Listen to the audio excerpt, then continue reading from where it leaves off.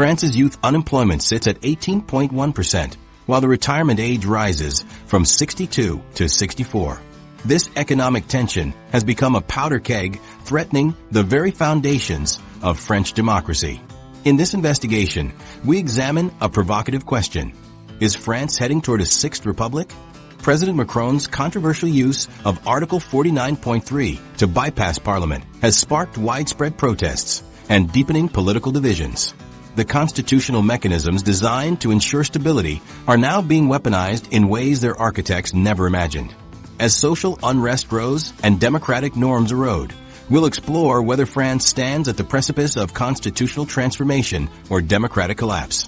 The constitutional crisis, Article 49.3, and democratic erosion. In the heart of France's Fifth Republic lies a constitutional mechanism that was designed as a last resort, but has transformed into something else entirely under Emmanuel Macron's presidency. Article 49.3 of the French Constitution allows the Prime Minister, with cabinet authorization, to force the adoption of a bill without a vote in the National Assembly. The only way parliamentarians can block this is by passing a motion of no confidence within 24 hours, effectively risking the government's collapse. This emergency provision was originally conceived as a safeguard against parliamentary gridlock. Yet what happens when such extraordinary powers become ordinary political tools? France is discovering the answer, and the implications for its democracy are profound. Article 49.3 was intended as an exceptional measure, not as a routine governance tool, explains Dominique Rousseau, professor of constitutional law at Pantheon-Sorbonne University. Its repeated use fundamentally alters the balance of power established in our Constitution. When Prime Minister Elizabeth Borne triggered Article 49.3 to push through Macron's controversial pension reform in March 2023, the National Assembly erupted. Deputies sang the Marseillaise in protest as the session descended into chaos. Outside, thousands gathered spontaneously in Paris's Place de la Concorde. The air was thick with tension as protesters' voices echoed through historic streets, their signs illuminated by the glow of emergency flares. When 49.3 is deployed, democracy is pushed aside, they chanted. This was about more than pensions. It was about how democracy functions in modern France. The constitutional mechanism stands in stark contrast to normal legislative processes.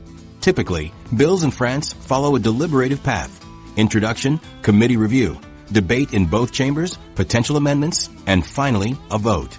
This process ensures thorough scrutiny and the representation of diverse viewpoints, the very essence of parliamentary democracy.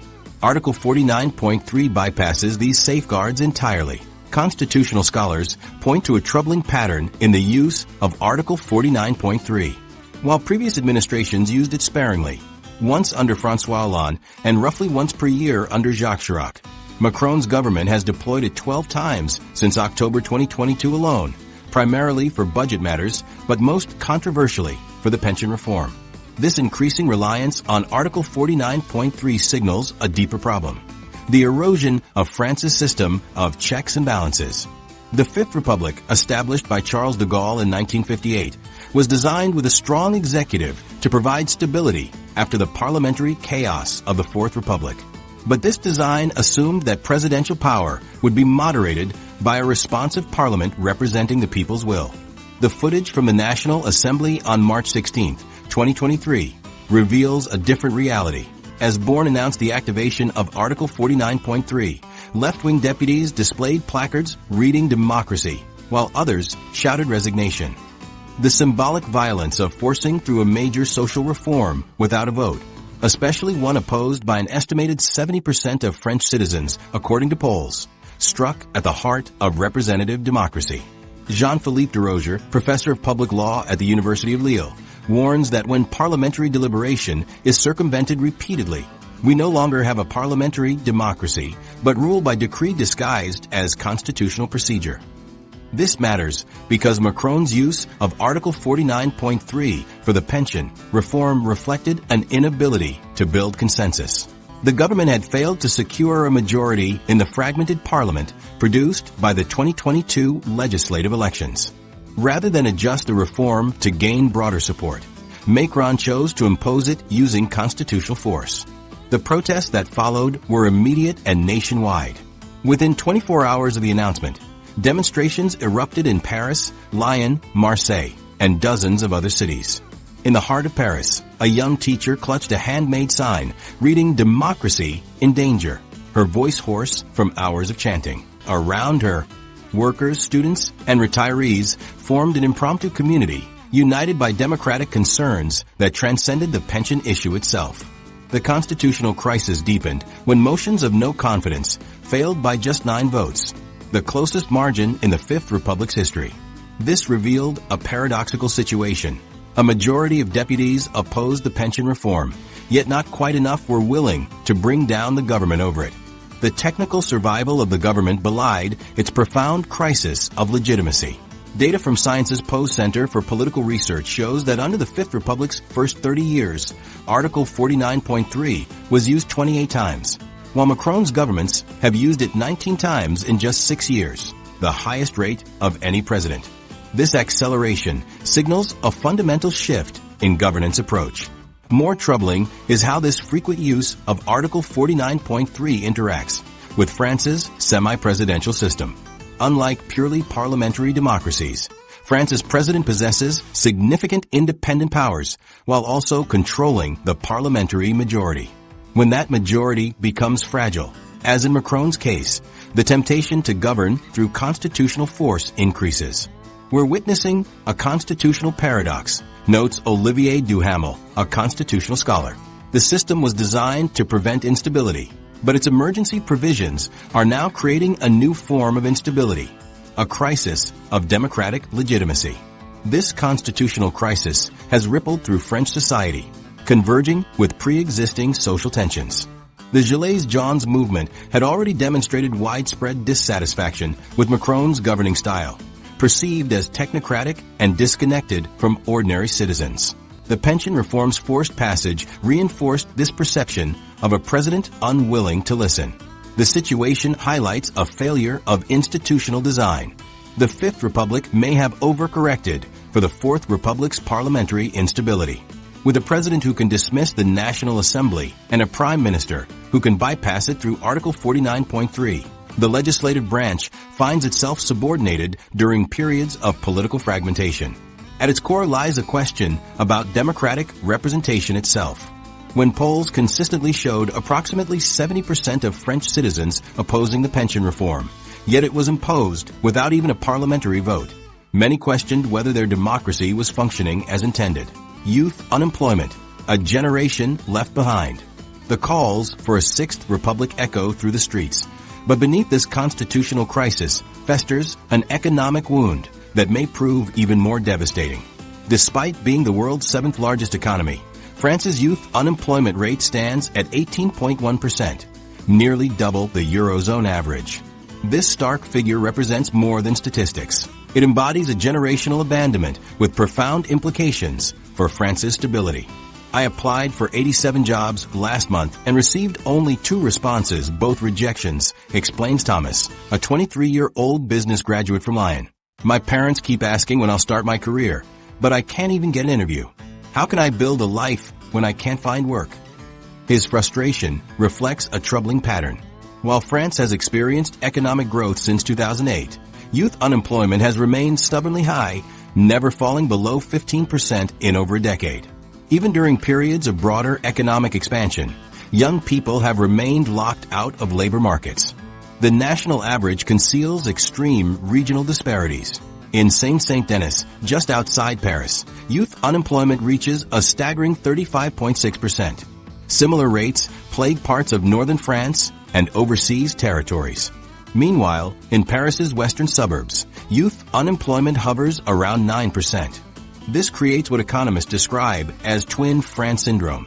One France of opportunity and mobility existing alongside another of stagnation and exclusion, often separated by just a few kilometers of geography. Education level creates another unexpected divide. France has one of Europe's highest rates of unemployed university graduates. In humanities and social sciences, up to 30% of graduates remain unemployed or underemployed 2 years after completing their degrees. defying conventional wisdom about higher education's protective effects. The French educational system bears significant responsibility. Universities often fail to provide the practical skills employers demand. According to a 2022 survey by the French Employers Federation, 65% of businesses report difficulty finding qualified candidates despite high unemployment. This skills mismatch creates a paradox where employers struggle to fill positions while qualified young people remain jobless. I have a master's degree in international relations from Sciences Po, one of France's most prestigious universities, says Marie, 26, who has been unemployed for 18 months. I speak 3 languages fluently, completed 4 unpaid internships, and still can't find stable employment. My parents' generation could walk into good jobs with half my qualifications. Young people face a triple penalty. They must complete increasingly expensive education, undertake multiple unpaid internships, yet still face rejection for lacking the right skills. The path to stable employment has become a labyrinth with seemingly no exit. Meanwhile, neighboring countries implement more successful approaches. Germany's dual education system integrates apprenticeships into secondary education, creating smoother school-to-work transitions with youth unemployment at just 5.8%. Denmark's flexicurity model combines flexible hiring with strong benefits and retraining programs, maintaining youth unemployment below 10% even during downturns. France has attempted similar programs, but implementation has been inconsistent and underfunded. The Youth Guarantee Program reached only a fraction of those in need, while Macron's employment subsidies have shown limited success. The consequences extend beyond immediate economic hardship. Research shows unemployment during early career years creates scarring effects that persist for decades. Those who experience unemployment before age 25 earn 15% less throughout their lifetime compared to those securing stable employment early. These economic hardships translate into social and political alienation.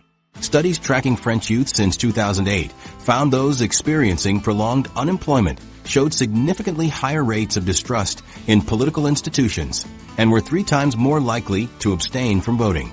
When you've been rejected by the system before your adult life has even begun, why would you believe in that system? Asked Karim, 24, unemployed since completing his technical degree 2 years ago. Politicians talk about reducing unemployment, but nothing changes. The persistence of youth unemployment across different economic cycles and political administrations suggests deeper institutional failures. France's rigid labor market makes companies hesitant to hire inexperienced workers they cannot easily dismiss. Temporary contracts have become the norm for young people, creating a 2-tier system where older workers enjoy job security, while the young cycle through precarious employment. The minimum wage, while providing important worker protection at €1,709 per month, creates another barrier by establishing a high threshold for employing inexperienced workers, particularly in struggling regions. Cultural factors also contribute. French employers place exceptional value on specific credentials and traditional career paths. Deviation, whether through entrepreneurship or alternative education, often meets resistance, preventing labor market adaptation. The recent pension reform connects directly to this crisis. Raising the retirement age means older workers remain in positions longer, potentially reducing opportunities for younger workers. The message is clear, says Leah, an unemployed 27-year-old environmental scientist. Work doesn't exist for us now, but we should work longer when we're old. Meanwhile, we're blamed for being lazy. France's economic future depends on addressing this crisis. Youth unemployment wastes human capital, reduces tax revenue, increases social spending, and undermines social cohesion. The economic cost is estimated at €15 billion annually, while social and political costs may prove even more significant. Solutions exist, but require politically difficult structural reforms, aligning education with labor market needs, reducing administrative burdens on employers, creating stronger bridges between education and employment, and implementing effective labor market policies that have succeeded elsewhere. The pension reform battle, generational warfare. While the structural reforms needed to address youth unemployment continue to stall, Macron's government pushed through another controversial change with profound generational implications. When France raised its retirement age from 62 to 64, it fundamentally altered the social contract between generations. This reform represents a significant shift in how the French state distributes the burden of maintaining its social security system, with young people seeing themselves as the ultimate losers in this recalibration. The pension reform, officially known as the Pension Reform Law of 2023, contains several key provisions beyond the headline retirement age increase. It accelerates the pace at which citizens must contribute to the system, requiring 43 years of contributions by 2027 rather than 2035 as previously scheduled. The reform also eliminates several special retirement regimes that had allowed workers in certain sectors, like energy and transportation, to retire earlier with full benefits. What makes this reform particularly contentious is how it disproportionately impacts those who entered the workforce earlier in life, typically those from working-class backgrounds who didn't pursue higher education. For someone who began working at 18, this reform adds 2 full years to their working life. These are often the same demographics already facing physically demanding jobs and lower life expectancies. According to the French Institute for Demographic Studies, the life expectancy gap between the wealthiest and poorest French males stands at 13 years, meaning many working-class citizens will have significantly fewer years to enjoy retirement. Supporters of the reform, including the Macron administration and business groups like MEDEF, Movement of the Enterprises of France, argue these changes are mathematically inevitable. With France's demographic reality, where the ratio of workers to retirees has fallen from 4 to 1 in the 1960s to nearly 1.7 to 1 today and projected to reach 1.5 to 1 by 2040. The current system faces a funding deficit projected at 13.5 billion euros by 2030. They point to rising life expectancy, though it has stagnated in recent years, and highlight that many European neighbors have already implemented higher retirement ages. 67 in Germany and Italy, 66 in the UK. Critics counter that the funding crisis has been exaggerated for political purposes. The Pensions Advisory Council, COR, itself noted in its September 2022 report that the French pension system is not in danger, and that it would eventually return to balance, even without reforms. France's relatively high productivity rates, they argue, mean fewer workers can support more retirees than in other economies. Left-wing economists suggest alternative funding sources, like increasing employers' contributions or implementing new taxes on wealth, would eliminate the need to extend working lives.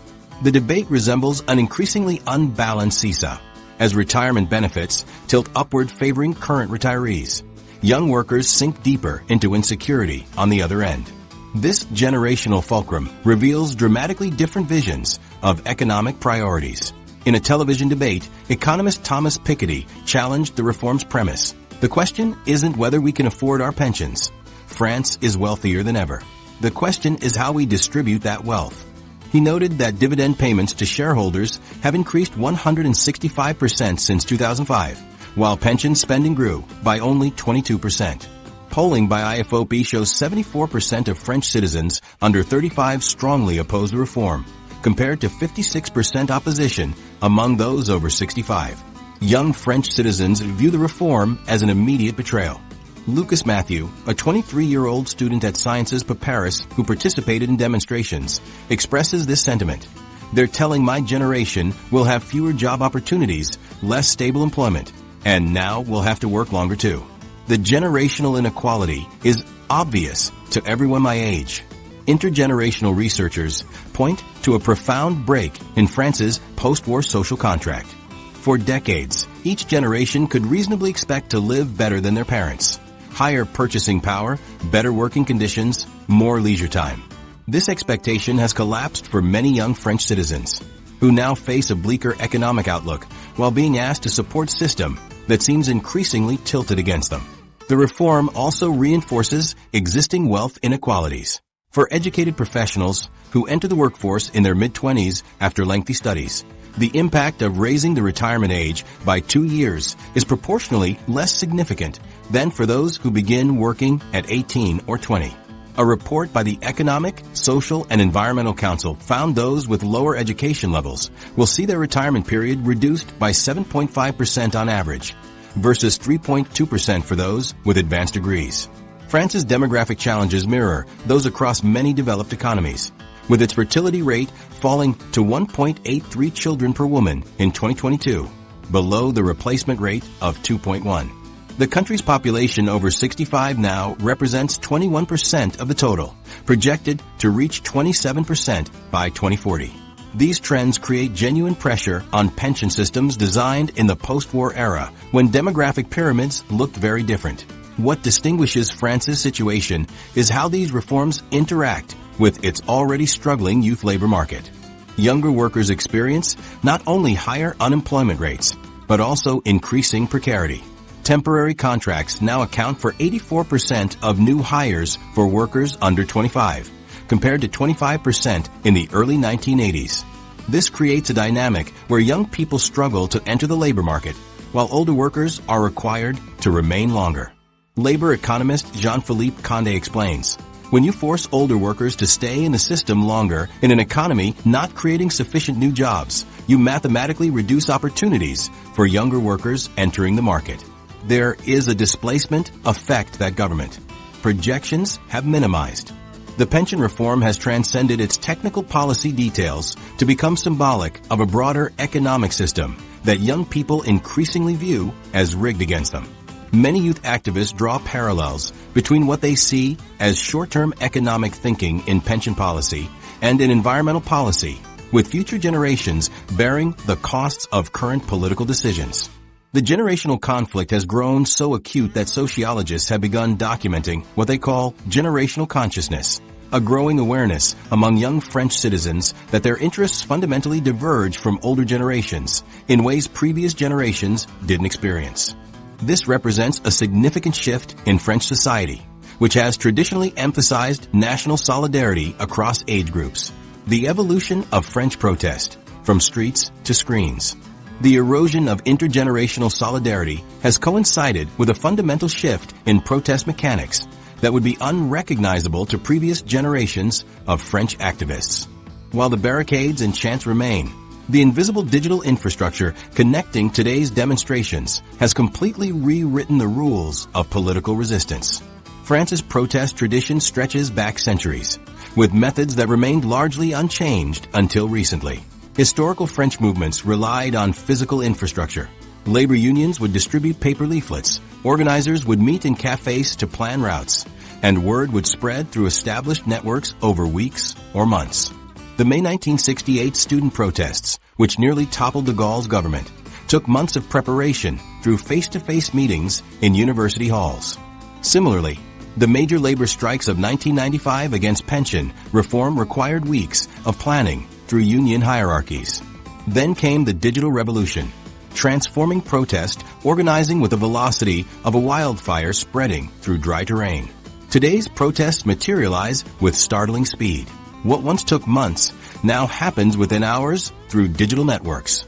When the government announced the use of Article 49.3 for the pension reform, protests erupted spontaneously in Paris within 3 hours. Activists report that crowd sizes can double or triple based on trending hashtag alone, with location updates and route changes disseminated instantly to thousands of participants.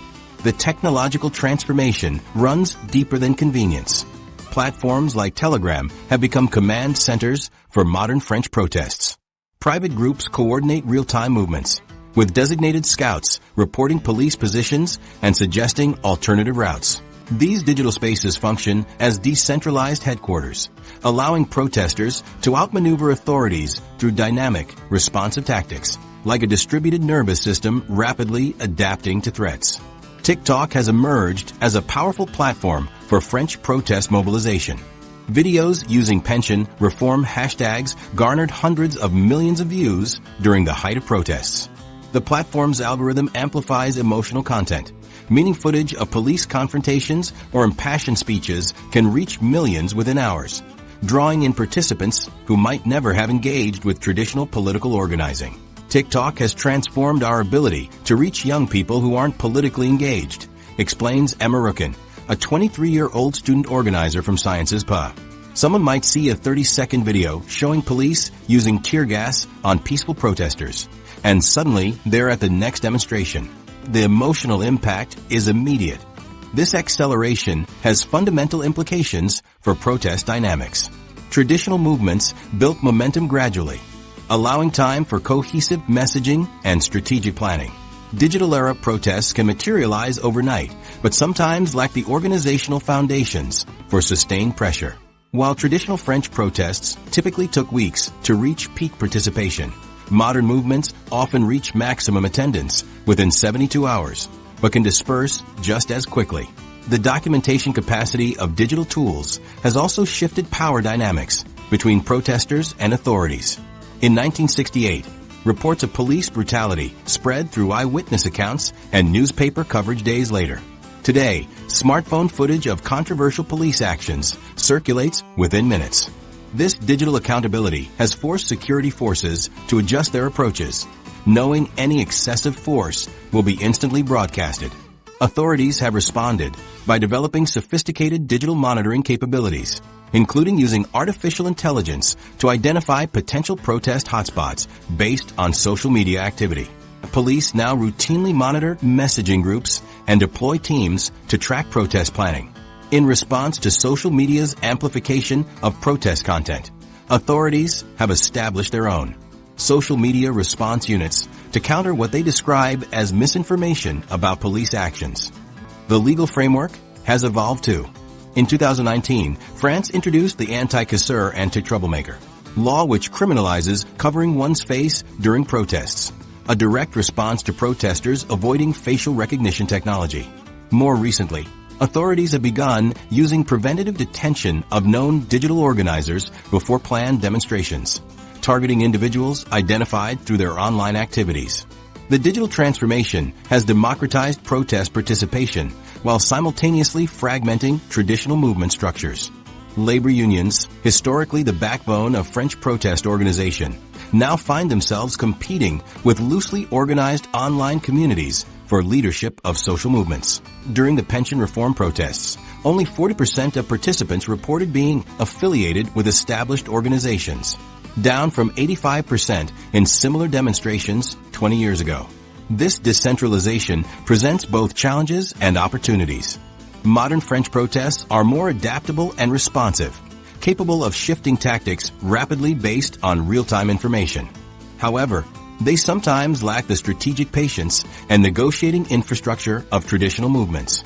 As political scientist Marion Fontaine notes, the ability to mobilize crowds quickly through digital platforms doesn't necessarily translate into the capacity to sustain pressure or negotiate demands effectively.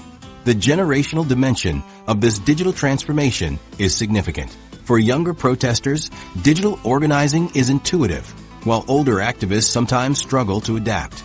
This technological divide has created parallel protest cultures that occasionally struggle to coordinate effectively. During recent demonstrations, younger protesters primarily followed message app updates, while older participants relied on union marshals for direction, sometimes leading to fragmented marching routes. Digital platforms have expanded protest beyond traditional geographic boundaries. Rural French youth, previously isolated from urban demonstrations, now participate in coordinated nationwide actions.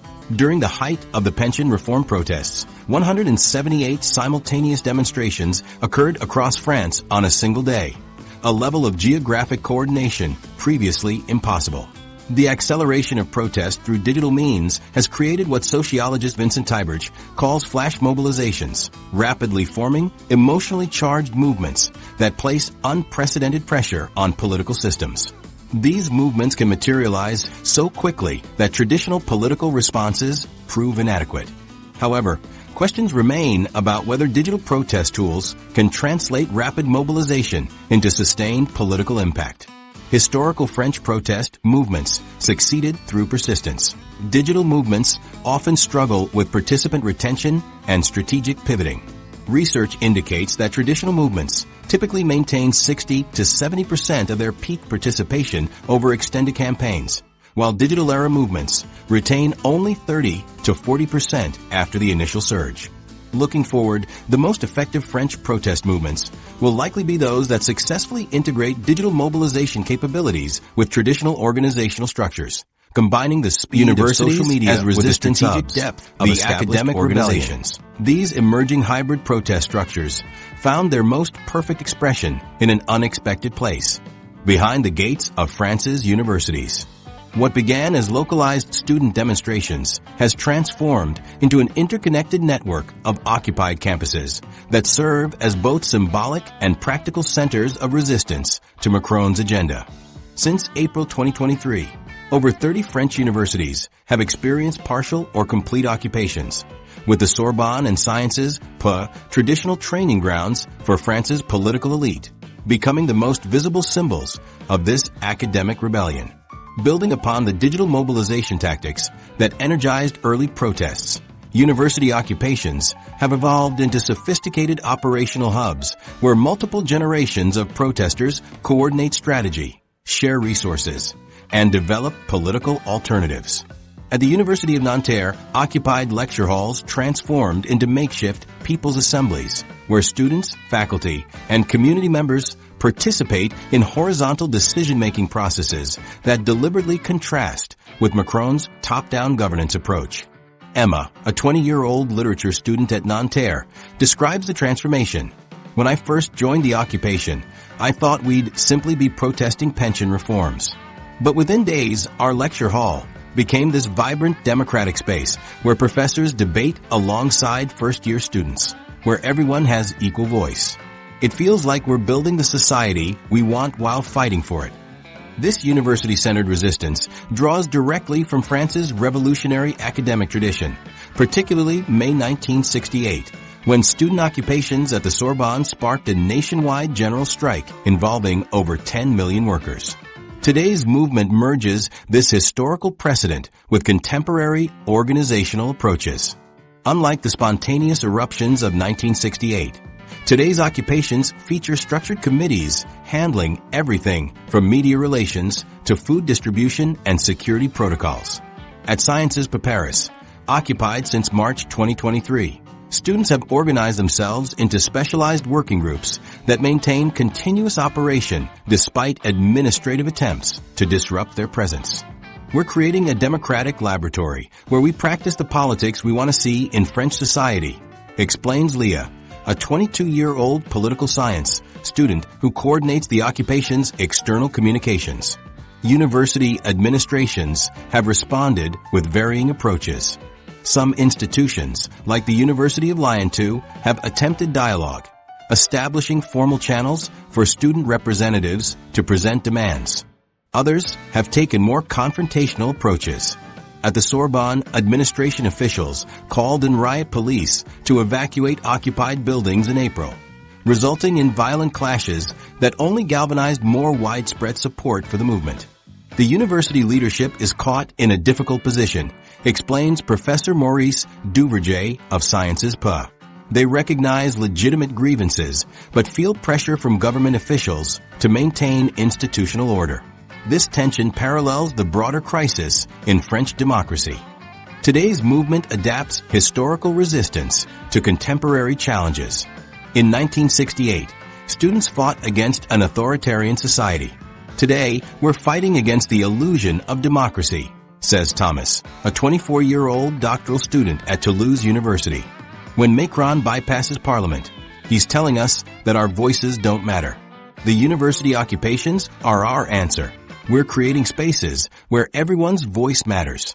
The occupied universities have evolved beyond simple protest spaces into sophisticated coordination centers. At Nanterre, students have established a solidarity kitchen that provides free meals to both protesters and local community members experiencing food insecurity. At the University of Rennes, occupied buildings house legal aid clinics, where law students provide pro bono assistance to protesters facing criminal charges.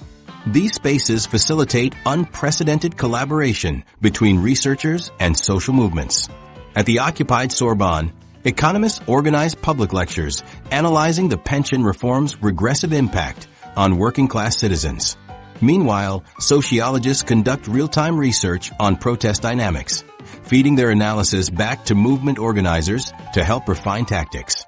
The university occupations have particularly benefited from faculty participation. Over 3,000 professors and researchers have signed a solidarity pledge, with many holding their scheduled classes within occupied spaces as an act of solidarity. Professor Marie-Claire Lambert at Paris 8 University redirected her research grant to purchase supplies for occupation participants. Not all university actors support the occupations. At Sciences Po, self-described reformist students have criticized occupation leaders for what they characterize as revolutionary romanticism disconnected from practical policy demands. These reformists advocate working within institutional channels, while occupation leaders argue such approaches have proven ineffective against Macron's governance style.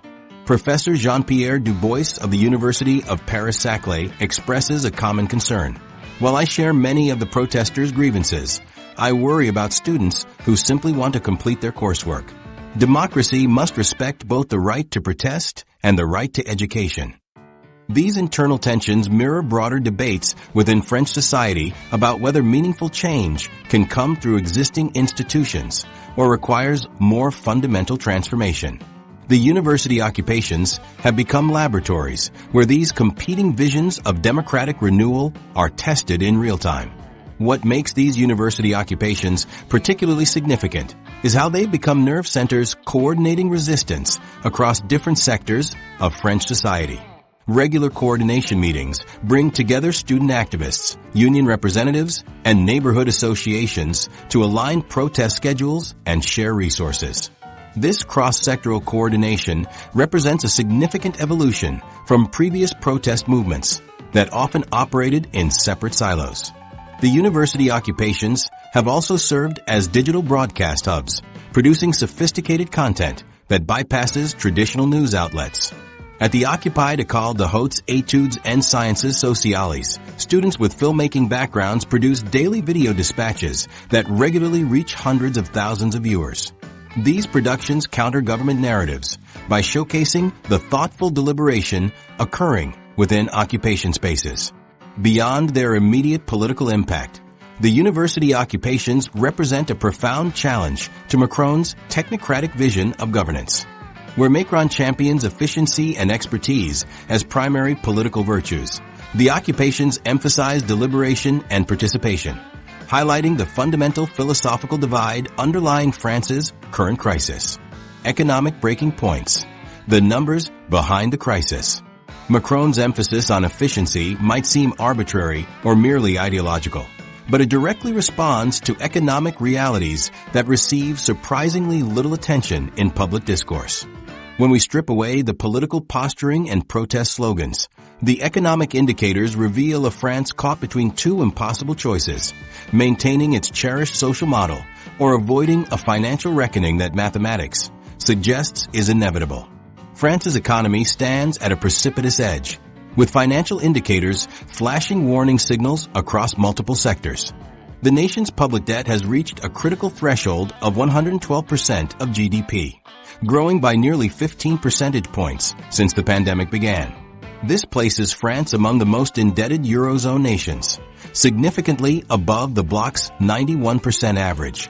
While countries like Portugal and Spain have begun reducing their debt burdens, France's continues to grow at approximately 2 to 3 percentage points annually. This mounting debt severely constrains France's fiscal sovereignty. Interest payments consume 8.4% of the national budget, exceeding combined spending on justice, higher education, and environmental protection. Each percentage point increase in interest rates adds roughly 2.5 billion euros to annual debt servicing costs, creating dangerous vulnerability to monetary decisions made in Frankfurt rather than Paris. Simultaneously, productivity growth has stagnated at 0.7% annually over the past decade, less than half the rate of the early 2000s. This slowdown coincides with France's industrial erosion, with manufacturing now comprising just 9.8% of GDP compared to 16% in 2000, and well below Germany's robust 18.5%. The result, persistent trade deficits, including a record 164 billion euro trade gap in 2022, equivalent to 6.4% of GDP. As Marcel Fratzscher, president of the German Institute for Economic Research, warns, France's economic model is approaching its breaking point, caught between unsustainable public finances and a social contract that demands increasing resources. This assessment is reinforced by the innovation landscape, where R&D investment has flatlined at 2.2% of GDP since 2015, while Germany and Nordic nations continue increasing their innovation investments. Patent applications from French entities to the European Patent Office have declined by 12% since 2016, while German applications increased by 8%. France increasingly resembles two separate economies operating in parallel.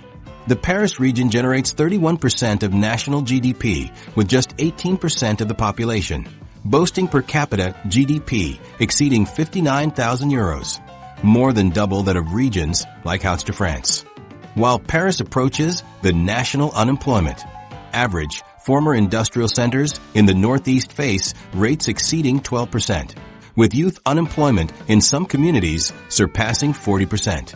These economic divides manifest in stark human terms. Life expectancy in wealthy Parisian arrondissements exceeds 85 years, while industrial communes in northern France barely reach 77. Educational outcomes reveal similar patterns. Baccalaureate attainment ranges from over 94% in wealthy western Paris suburbs to below 70% in certain northern departments.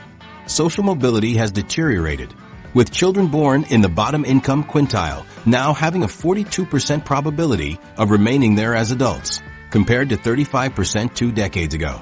The French social model requires a 46.2% of GDP tax burden, the highest in the OECD and nearly 10 percentage points above the organization's average. Yet this heavy taxation hasn't prevented service deterioration, with hospitals facing a 30,000 plus medical professional shortage and 20% of public schools struggling to fill teaching positions. This contradiction between high taxation and declining service quality has eroded public confidence in state capacity. Without fundamental reform of both taxation and public spending, argues French economist Thomas Piketty, France faces a fiscal crisis within this decade that will force painful adjustments under emergency conditions rather than through democratic deliberation. Recent economic pressures have fallen disproportionately on vulnerable populations. Food prices increased 14.8% year over year in 2022, while energy costs have risen 28% since 2021 despite government price shields that added 40 billion euros to public debt. For households in the bottom income quintile, these essential expenditures represent over 60% of their budget. The housing market reveals another dimension of economic strain. Property prices have increased 157% since 2000, while average incomes grew just 52%, creating an affordability crisis that has locked younger generations out of property ownership in major cities. In Paris, property now costs 10,590 euros per square meter, requiring 22 years of median salary to purchase a modest apartment, compared to 12 years in 2000. Internationally, France's position continues weakening. The country's share of global exports has halved from 5.8% in 2000 to 2.9% today. As the European Commission noted in its latest assessment, France's structural reforms remain incomplete and insufficient to address fundamental competitiveness challenges.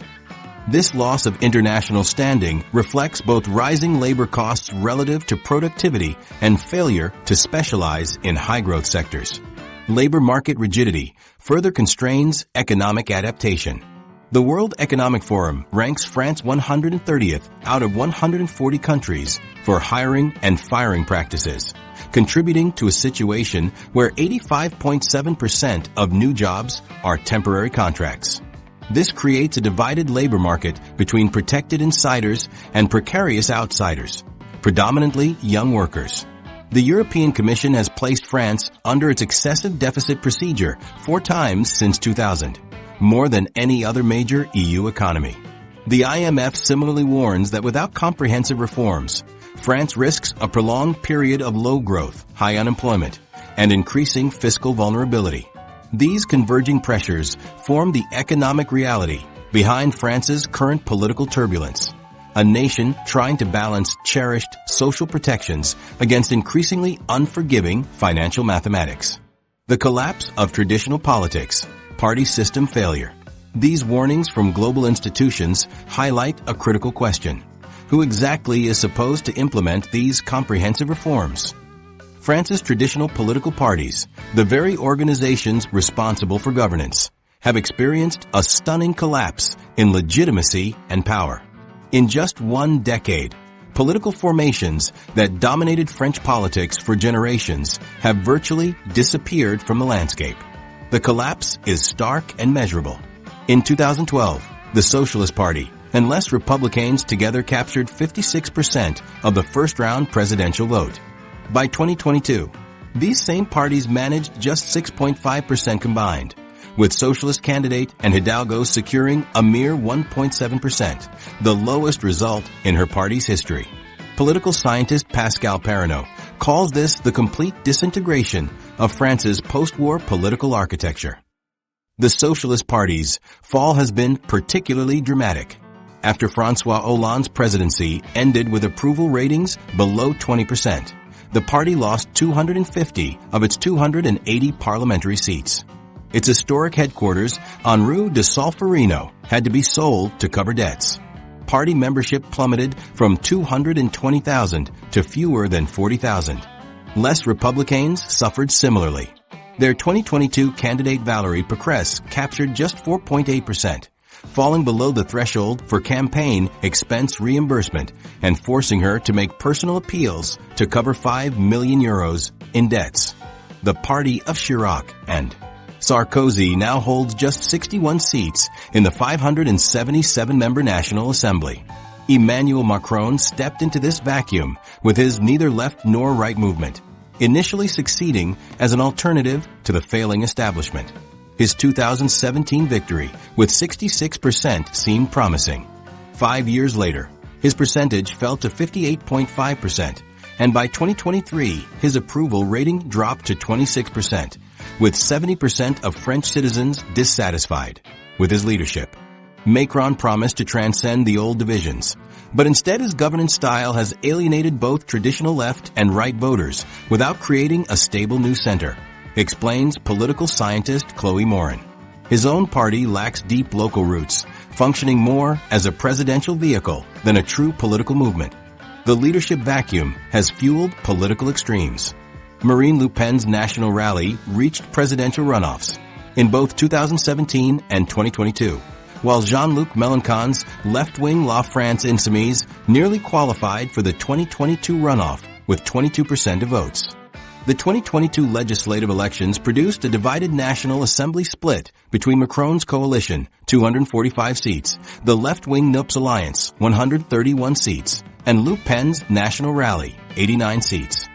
Political commentator Natasha Polony describes this as a parliament reflecting France's division into 3 irreconcilable political families. This fragmentation has paralyzed traditional coalition building. Prime Minister Borne's government has resorted to Article 49.3 to bypass parliamentary votes.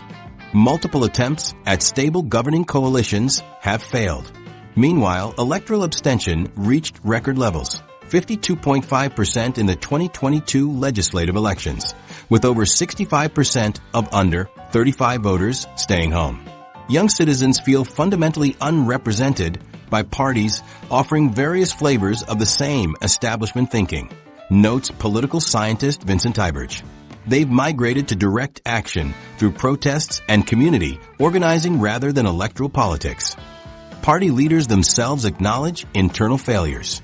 Jean-François Cope, former UMP leader, admits, "We failed to renew our ideas and our personnel. We recycled the same faces, the same programs, while society was transforming around us. Our party structures became machines for distributing positions rather than laboratories for new thinking." Former Socialist Minister Aurélie Filippetti echoes this. The Socialist Party became disconnected from working-class communities and social movements. We spoke a technocratic language incomprehensible to ordinary citizens and failed to address their everyday concerns about economic insecurity and identity. The representation gap is severe. Only 12% of French citizens feel their interests are adequately represented by current political parties, dropping to 7% among working-class respondents, according to a 2023 Sciences /Ipsos survey. This collapse stems partly from structural transformations. Traditional left-right divisions emerged from industrial society, but today's fragmented, service-based economy doesn't fit these categories. When a warehouse worker, a delivery driver, and a freelance graphic designer all experience precarity, but in fundamentally different ways, traditional class-based political organizations struggle to represent them collectively, explains political sociologist Bruno Cotters. Organizational challenges compound the crisis. Party membership across all formations has declined by 61% since 2007. Local offices have closed throughout rural France, with active Socialist Party sections falling from over 3,500 to fewer than 1,000. Les Républicains lost 40% of their local offices since 2017. Digital transformation further undermined traditional parties. Social media allows direct candidate voter communication without party infrastructure, while crowdfunding reduces dependence on party financing. Macron's 2017 campaign built a movement from scratch in months, bypassing decades-old party machines. Parties historically served crucial democratic functions beyond elections, training political personnel, developing policy expertise, aggregating diverse interests, and maintaining connections between citizens and the state, observes former parliamentary system expert Michel Wiviorka. These functions are now unfulfilled, weakening the entire democratic ecosystem. The governance implications are profound. With parties unable to build stable coalitions or mobilize public support for reforms, the state increasingly resorts to executive authority and bureaucratic implementation. This technocratic governance further alienates citizens, creating a vicious cycle of declining legitimacy. The Sixth Republic scenario, constitutional revolution. When political systems reach this level of dysfunction, history shows that constitutional structures themselves become vulnerable. France, unlike most democracies, has experience with entirely replacing its system of government, having gone through 5 distinct republics since 1792, and now growing numbers of citizens are openly calling for a sixth. Could these protests actually lead to a sixth republic? The historical pattern suggests that republican transitions in France occur when multiple forces converge: popular mobilization, elite fragmentation, institutional gridlock, and external pressures. The current situation exhibits several of these characteristics, but lacks the catalyzing crisis that has typically precipitated republican transitions. The concept of a sixth republic represents a fundamental reimagining of French governance. Protesters are questioning whether the Fifth Republic's presidential system, established by Charles de Gaulle in 1958, has become fundamentally incompatible with contemporary democratic demands. The current constitution was designed during a period of crisis, giving extraordinary powers to the executive to ensure stability. However, many French citizens now view these same powers as enabling democratic overreach rather than protecting the republic. France's constitutional history demonstrates a remarkable willingness to start fresh when systems fail. The First Republic emerged from a monarchy in 1792. The second followed the 1848 Revolution. The third arose after the Franco-Prussian War. The fourth came after World War II. And the fifth was established during the Algerian crisis. Each republic was born from the collapse of its predecessor, making France unique among Western democracies in its approach to constitutional reinvention. What might a sixth republic look like? Imagine citizens directly voting on major legislation through digital platforms, presidents with significantly reduced powers, and a parliament that precisely mirrors the electorate's political diversity. Today's movement coalesces around transforming France from a semi-presidential system to a parliamentary democracy. Advocates call for abolishing Article 49.3, eliminating the president's unilateral dissolution powers, and implementing proportional representation. Jean-Luc Mélenchon's La France Insoumise party proposes a constituent assembly specifically elected to draft a new constitution, with mechanisms for citizen-initiated referendums, recall elections, and strict term limits. The Greens and Socialists envision constitutional reform centered on ecological principles and decentralization of power to regional governments. Even moderate figures recognize the need for change. Former Prime Minister Dominique de Villepin stated, "The Fifth Republic has reached its limits. It was designed for a different France, more centralized, less European, less globalized." This reflects growing acknowledgement that constitutional structures designed for the 1950s may be ill-suited for contemporary governance challenges. The legal pathways to establishing a Sixth Republic are complex. Constitutional scholars outline three potential routes: a constitutional convention authorized by the current government, a president elected with an explicit mandate to create a new republic, or constitutional change forced by sustained civil disobedience. As constitutional law professor Dominique Rousseau explains, there's no legal procedure to move from one republic to another. By definition, creating a new republic means operating outside the constitutional framework of the previous one. It requires a political and social rupture. This insight helps us understand why constitutional transformation typically requires extraordinary circumstances. The existing system cannot facilitate its own replacement. Public support for constitutional reform has grown markedly. A March 2023 IFOP poll indicated that 57% of French citizens believe the Fifth Republic no longer functions properly and needs profound reform, with 31% specifically supporting its complete replacement. Support reaches 72% among voters under 35 and 68% among working-class citizens, with stronger backing in regions facing economic challenges than in affluent areas like Western Paris. A transition to a Sixth Republic would redistribute political power significantly. Constitutional expert Benjamin Morel argues, the current system creates artificial majorities through its electoral mechanics. A proportional system would make governance more representative, but potentially less stable, requiring genuine coalition building rather than manufactured parliamentary majorities. This analysis illuminates how the proposed reforms would transform not just institutions, but the fundamental character of French politics, potentially empowering both far-left and far-right parties while diminishing centrist advantages. Political scientist Chloe Morin identifies three potential triggers for constitutional change. First, a severe economic crisis that further delegitimizes the current system. Second, a political deadlock resulting from indecisive elections, particularly likely after Macron's term ends in 2027. Third, a sustained protest movement that makes the country ungovernable. These scenarios suggest that while immediate transition remains unlikely, conditions are evolving that could accelerate constitutional crisis. Historian Ludovine Bantigny notes, no republic has fallen in France without both popular mobilization and institutional paralysis. The street alone cannot force constitutional change, nor can elites impose it without popular legitimacy. This historical insight suggests that successful constitutional transformation requires alignment between protesters and institutional actors.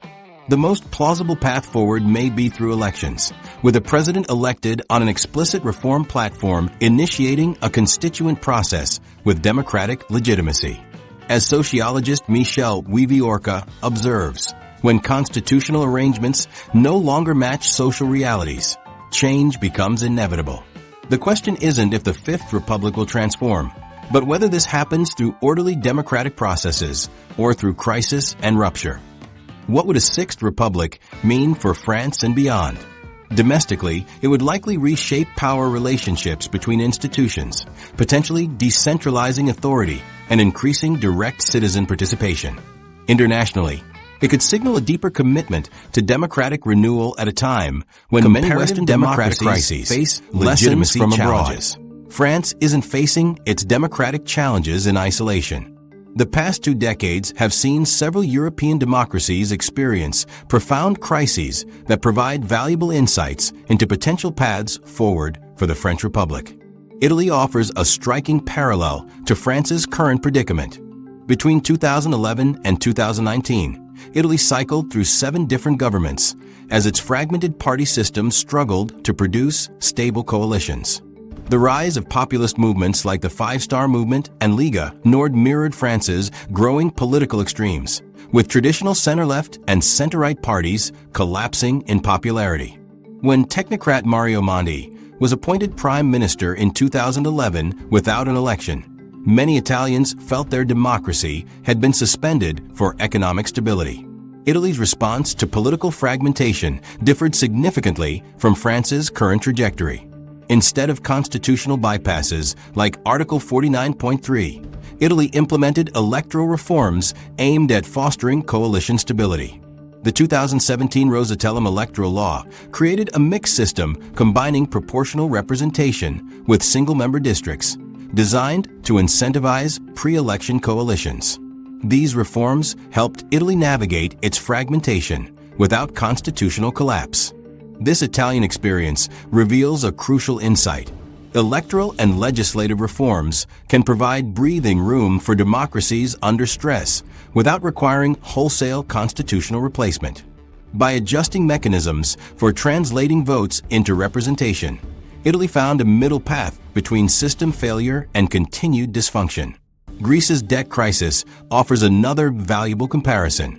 Facing economic collapse in 2010 to 2015, Greece experienced social upheaval similar to France's current protests, with youth unemployment above 50% and massive demonstrations against austerity measures.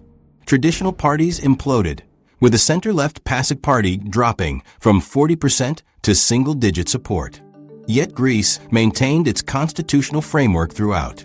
Constitutional scholar Nikos Alivazatos observed that Greece's democracy bent, but did not break because its parliamentary system allowed for the peaceful transfer of power to anti-establishment forces. This experience suggests France's Fifth Republic might similarly absorb new political movements if its institutions prove adaptable enough. While Greece demonstrates democratic resilience, Hungary presents a cautionary tale. After gaining power in 2010, Viktor Orban's Fidesz party used its parliamentary majority to rewrite Hungary's constitution, pack courts with loyalists, and undermine independent media. Political scientist Andris Jacob observed that Hungary's democratic decline wasn't marked by a single dramatic moment of collapse, but by the cumulative effect of numerous small changes to electoral laws, media regulations, and judicial structures. For France, this warns that focusing solely on dramatic constitutional ruptures may miss subtle threats to democratic functioning. Poland's experience adds important context to this democratic patchwork. The Law and Justice Party similarly undermined judicial independence after taking power in 2015. However, Poland's democratic institutions remained intact enough to facilitate a peaceful transition when the party lost power in 2023. Largely thanks to strong civil society organizations, independent local governments, and EU pressure. Together, these Central European examples highlight that constitutional structures alone don't determine democratic outcomes. The strength of civil society, independent media, and separation of powers prove equally important in maintaining democratic vitality. Moving to the Iberian Peninsula, Spain provides a hopeful model of democratic renewal within existing structures. Facing crisis in 2011 amid economic collapse and the indignados protest movement, Spain saw the emergence of new political forces like Podemos and Ciudadanos. Rather than causing constitutional collapse, these movements were gradually incorporated into Spain's political system. Political scientist Irene Martin highlighted that Spain's party system transformed without constitutional rupture, because existing institutions proved flexible enough to accommodate new political actors. This suggests French constitutional reform might focus on increasing system responsiveness rather than wholesale replacement. Similarly, Portugal weathered economic crisis in 2011 to 2014 with austerity measures like those sparking protests in France. Yet Portugal avoided extreme political fragmentation through an electoral system combining proportional representation with stability mechanisms. Former Portuguese Prime Minister Antonio Costa noted that maintaining democratic legitimacy during economic crisis required painful compromises, but also genuine efforts to protect the most vulnerable.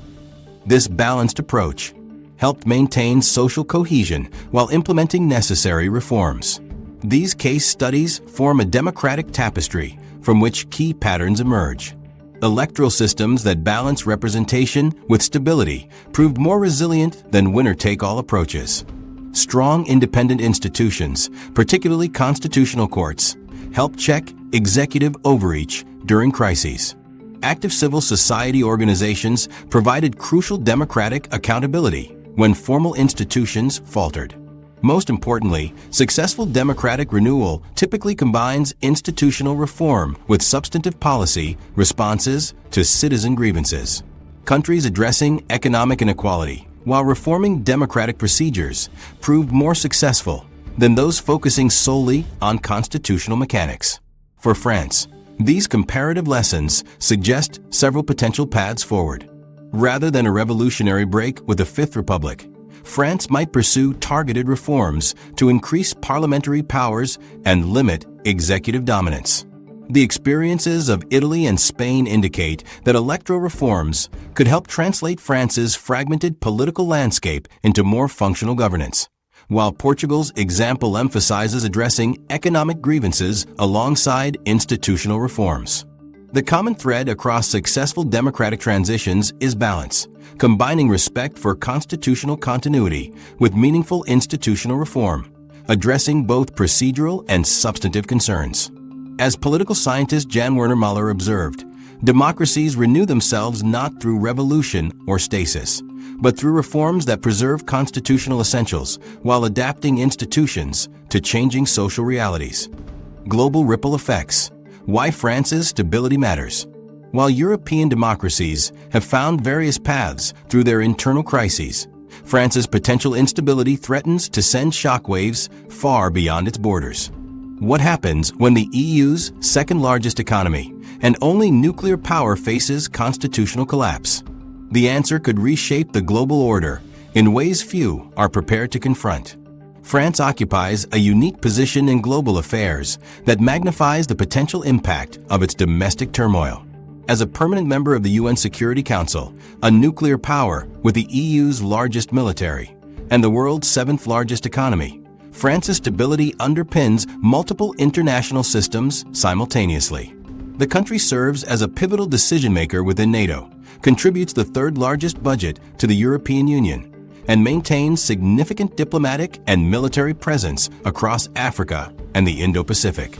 This outsized global role means any serious domestic crisis would reverberate through multiple international channels simultaneously.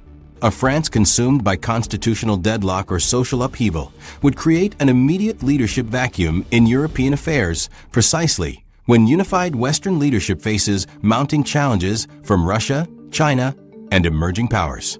Financial markets have already signaled alarm about French instability. The spread between French and German 10-year bonds has widened to levels not seen since the European debt crisis. International investors have reduced exposure to French assets by nearly 35 billion euros since the pension protests began. Credit default swaps on French government bonds have become more expensive, reflecting growing unease among global investors about France's fiscal trajectory. The European Central Bank would face a precarious balancing act should France's situation deteriorate. Any intervention to stabilize French bond markets must avoid appearing to reward fiscal irresponsibility while preventing contagion to other member states. ECB officials have privately acknowledged that monetary policy alone cannot address fundamental political and structural challenges in France. A prolonged French crisis would severely hamper European Union governance. The Franco-German partnership has historically driven major EU initiatives, from the creation of the euro to responses to the migration crisis.